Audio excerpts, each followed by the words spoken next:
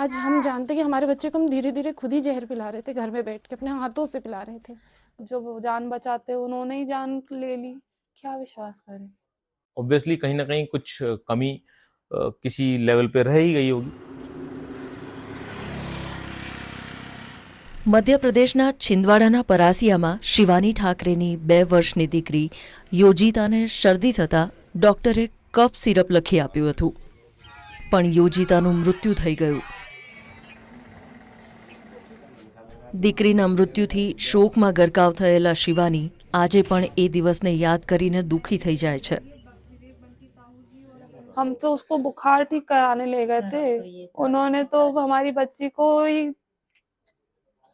बच्चे सहन नहीं कर पा रहे हैं वो दवाइयाँ, बताइए। जबकि 2 ml कितना होता है, 2 ml 4 बार भी दिया मैंने, 8 ml होता है मात्र, उतने में बच्चे की किडनी ने फंक्शन करना बंद कर दी।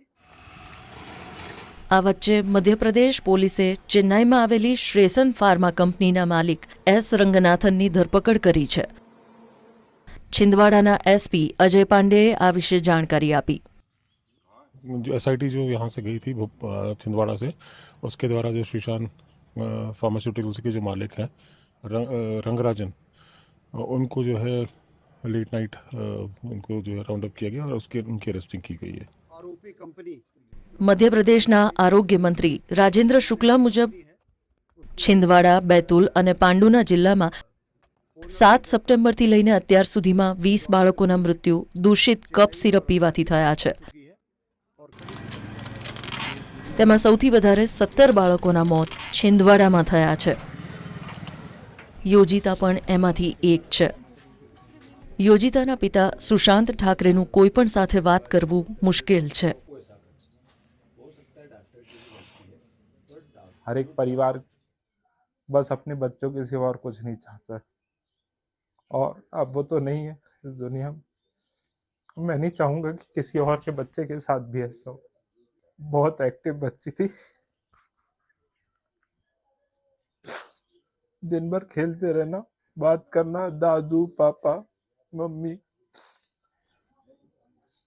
बहुत याद करते. सॉरी.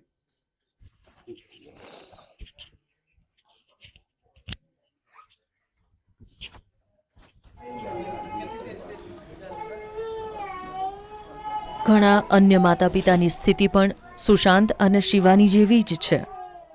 4 વર્ષના ઉસૈદનો છેલ્લો વિડીયો જોઈને પોતાના દિવસો પસાર કરતા તેના માતા અફસાના ખાનના ઘણા સપના અધૂરા રહી ગયા છે.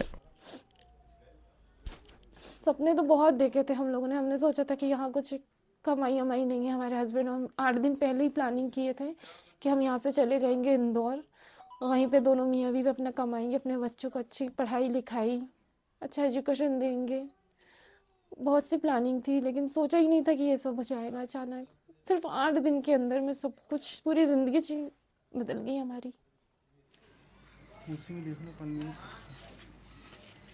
એક એક કરીને બાળકોના થતા મૃત્યુએ મધ્યપ્રદેશની સ્વાસ્થ્ય વ્યવસ્થાઓ પર પણ સવાલો ઊભા કર્યા છે.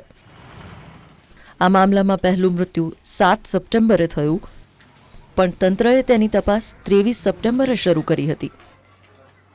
ये जो सिरप बनता था वो तमिलनाडु में बनता था, एक कांचीपुरम जगह है वहाँ पर, और वहाँ पे भी तमिलनाडु गवर्नमेंट ने इसको यहाँ पे जब हमारे मध्य प्रदेश से उनको ये मैसेज गया कि इस तरह का कुछ एलिमेंट है और किडनी को ये इन्वॉल्व कर रहा है, तो उन्होंने अपना टेस्टिंग कराया और उसमें फिर वो आपको पता है कि कोल्ड ड्रिफ्ट सिरप में जो डाईइथिलाइन ग्लाइकोल जो सब्सटेंस है वो 48.6% पाया गया, जो कि 0.1% से भी कम होना चाहिए. उसके लिए ड्रग इंस्पेक्टर्स होते हैं और कहीं ना कहीं उनकी कुछ लापरवाही पाई गई है, इसीलिए 3 ड्रग इंस्पेक्टर्स जो हैं वो सस्पेंड हुए हैं, और जो ड्रग कंट्रोलर थे उनको भी हटाया गया है. ऑब्वियसली कहीं ना कहीं कुछ कमी किसी लेवल पे रह ही गई होगी.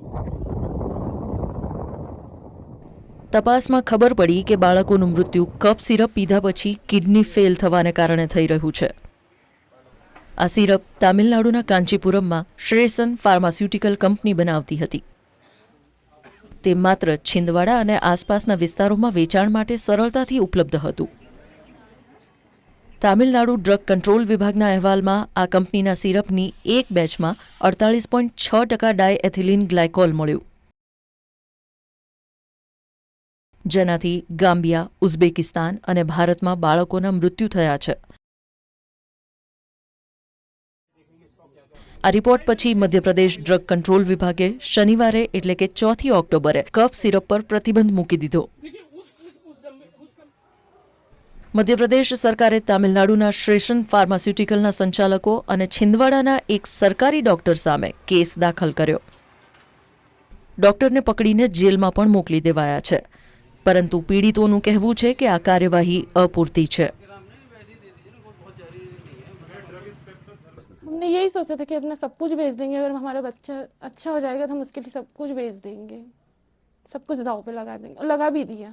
ऑटो बेच दिए, हमारी सास के जेवर थे वो बेच दिए, मेरे कान के बेच दिए, सब बेच दिए हम लोगों ने, मगर वो नहीं बच पाया. बहुत सूना लगता है घर तो.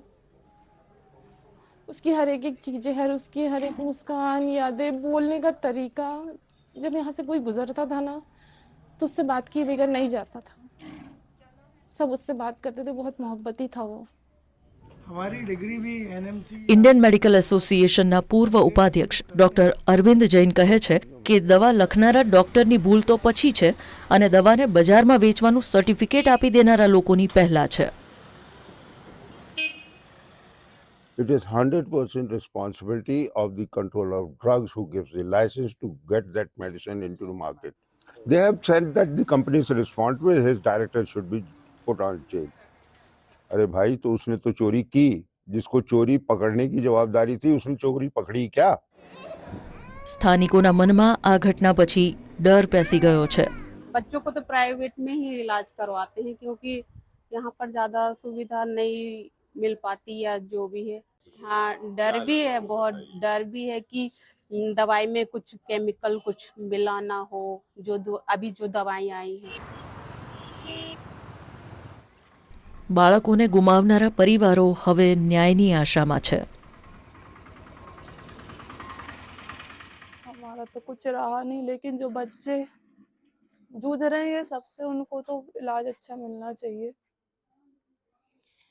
हम बहुत कोशिश करे एम्स ले जाने की, सीटी नहीं मिली हमको, तो हम चाहते हैं कि जो और बच्चे कम से कम उनका भला हो जाए. अब तो मुझे बस ये चाहिए कि मेरी बच्ची को इंसाफ मिलना चाहिए, और जो बाकी जो बच्चे हैं उनको भी इंसाफ मिलना चाहिए.